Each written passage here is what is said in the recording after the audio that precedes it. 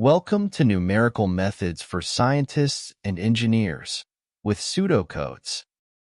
Video 6. One-Step Methods, Runge-Kutta Methods.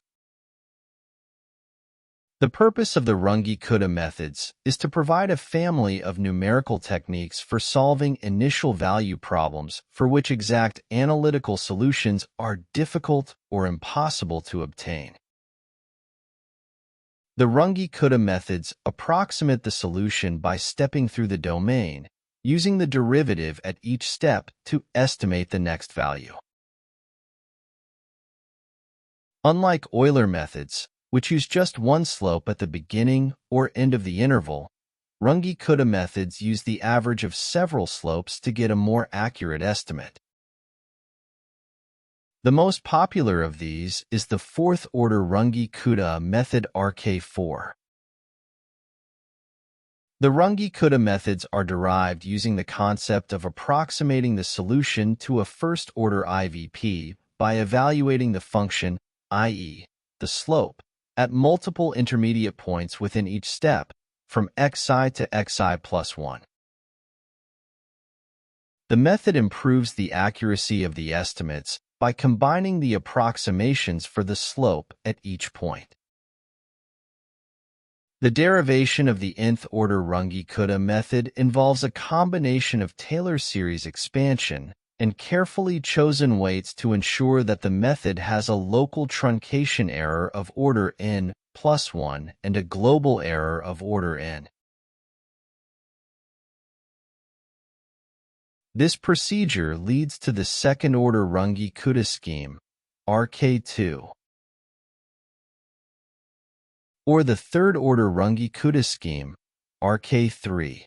Pay attention to the truncation errors. The fourth-order Runge-Kutta RK4 is given as follows. The local truncation error is fifth order. Also note that the order of the local truncation error is 1 degree higher than the global error. The advantages of the method are: Runge-Kutta schemes are explicit and relatively easy to apply. They are self-starting, i.e., only the initial condition is required to start the forward-marching procedure. They have better stability properties. Unlike the method of Taylor polynomials, partial derivatives of fxy are not required. RK4 and RK5 are very popular and widely used. The disadvantages of the method are: RK methods do not provide any means of error estimation based on the interval size h. They require a relatively large amount of CPU time due to multiple function evaluations. They are insufficient and ineffective in cases where the initial value problem is stiff. Let us consider the following first-order initial value problem. We will use the fourth-order Runge-Kutta method to solve the given initial value problem up to x equals 4h equals 0.1, and then we will compare the estimates with the given true solution. We start with the given first-order initial value problem and apply the RK4 algorithm. The differential equation is defined by fxy as x over y plus 1. The initial values x0 and y0 are 0 and 2, respectively.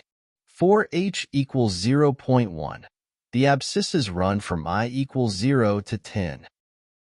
The RK4 algorithm requires evaluating the slope at 4 points. Multiplying the slopes with the interval size gives the k's. The weighted average of the k's plus the prior estimate gives the current step estimate. We start with I equals 0 and the initial values of x0 equals 0 and y0 equals 2. Evaluating k1 gives 0. The k2 is evaluated at the x equals 0.05 and y0 plus k1 over 2, which is found as 0.0016667. In K3, the slope is evaluated at x equals 0.05 and y0 plus k2 over 2, which yields 0.0016662. For K4, the slope is calculated at x equals 0.1 and y equals y0 plus k3, which gives 0.0033315. The current step value at x equals 0.1 is obtained as follows, which results in 2.0016666. This marks the end of the first step. For the second step, we set I equals 1 and initialized with x1 equals 0.1, y1 equals 2.0016662. Evaluating K1 for x equals x1 and y equals y1 gives 0.0033315. For K2, the slope is evaluated at x equals 0.15 and y1 plus k1 over 2, which is found as 0.0049945. In K3, the slope is calculated at the x equals 0.15 and y1 plus k2 over 2, which yields 0.0049931. For K4, we evaluate the slope at x equals 0.2 and y equals y1 plus k3, which gives 0.0066519. We tabulate these results.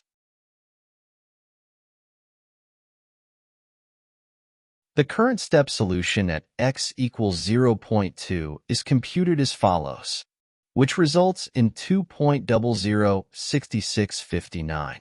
This marks the end of the second step. We continue this recursive process in the same manner for y3, y4, and so on until x equals 1 is reached. The computed parameters as well as the estimated results are tabulated. The absolute true errors are also calculated and tabulated as shown. The numerical solutions are obtained using high precision, but the truncated values are presented here. Note that the errors are very small. Why is that smaller than expected? We end this session by posing this as a question to think about. That is all for now. See you next time with another topic. Bye.